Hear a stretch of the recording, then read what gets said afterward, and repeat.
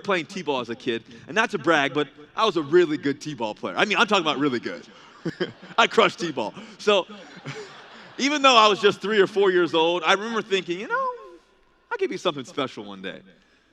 My dad thought I might be getting ahead of myself, so he'd set me straight and he'd say, son, potential just means you haven't done it yet. Potential just means you haven't done it yet. Already in my career, I've seen that lots of people have potential, but not everyone does it. And I've learned that the difference isn't the way people handle themselves when things go well.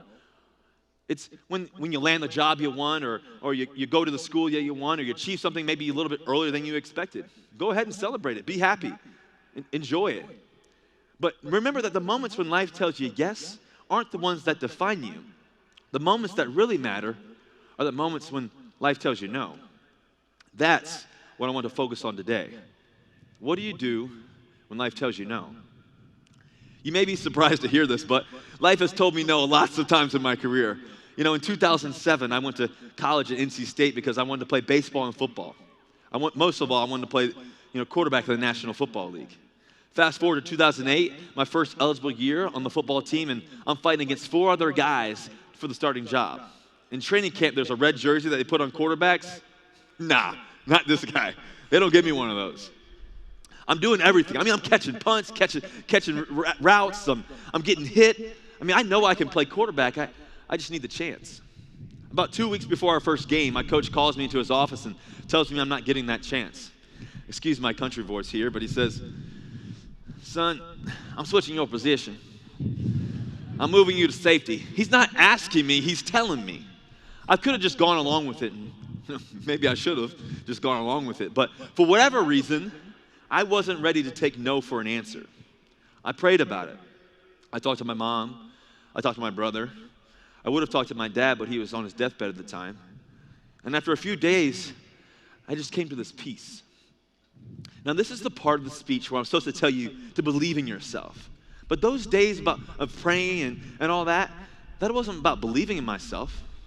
They were about knowing myself. Let me put it this way. I love singing. Michael Jackson, I'm Michael Jackson. I'm Michael Jackson's Tito. I'm Janet Jackson's long-lost brother. My moonwalk cuts the rug.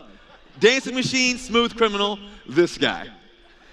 But no matter how badly I want to be a pop star, it would not matter how much self-confidence I had or have, or how many hours I spent at the studio. Trust me on this. I cannot sing. So the question I asked when life told me no was, what am I capable of? Am I capable of doing what I want to do? I had really had to think about it. And when it came to playing quarterback, the answer was yes. I knew I could throw a football and move really well. I knew I had the focus. I knew I had the ability to succeed. I just needed the chance. Once I knew what I was capable of, I didn't feel afraid to let everyone else know it too. So a few days after our first meeting, I walked back into my coach's office, chest big, feeling good. I'm 18, 19 years old at the time, and I said, Coach, I'm going to be your starting quarterback. I'm going to be first team freshman All-American. I'm going to be first team All-ACC. I'm going to play in the National Football League for a long time. I'm going to win multiple Super Bowls. I'm going to be a Hall of Fame quarterback. What do you think? He looked at me like I was crazy, scratching his head. But 3 days later, he named me a starting quarterback. So here's my first charge to the graduates. When life tells you no, ask yourself honestly, what am I capable of? And once you know the answer, don't be afraid to let everyone else know it too. Another time life told me no was during my junior year when I was playing baseball. My freshman and sophomore year at NC State, I had about 450 to 500 at-bats. Now it's the first few weeks of my junior season, the draft eligible year, and I'm barely playing. And honestly, I don't know why. And this one weekend we played UC Irvine. Both teams are top 5 in the country. And I don't play at all. The whole weekend, nothing. I'm not gonna lie, I was pretty frustrated. But my dad always used to tell me, be ready. Always be ready. So I decided I'm not going to complain. Instead, every time our defense comes in and we're up to bat, I put my helmet on, I put my gloves on, no more Garcia Parra style.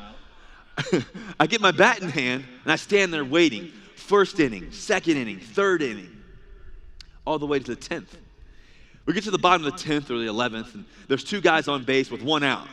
I'm just sitting there with my helmet on looking like a dork, and a guy pops up, 2 outs. Then I hear it, Wilson, you're up. So I go to the plate, and this guy's pitching it nasty. I'm talking, he's throwing 125 miles per hour, if that's possible. I mean, fuego. I mean, he's legit. The first pitch is a slider, and what do I do with it? Swing and miss. Next pitch, a slider in the dirt. Swing again, shouldn't have swung. Strike 2. I'm 1 strike away from losing the game. It's the first time I played in a while. The guy throws me a fastball high and inside. I'm thinking to myself, I still don't know to this day why he threw me a fastball. And what do I do with it? Wham! Boom! Game over. Hit it over the fence. Now, everyone in the stands that day saw the game-winning home run, but they probably didn't notice the guy who spent all those innings on the edge of the dugout with a helmet on his head and a bat in his hand. But if I hadn't stayed prepared like that for 10 or 11 innings, that home run, that never would have happened. So that's my second charge to the graduates. When life tells you no, stay ready. Always be ready.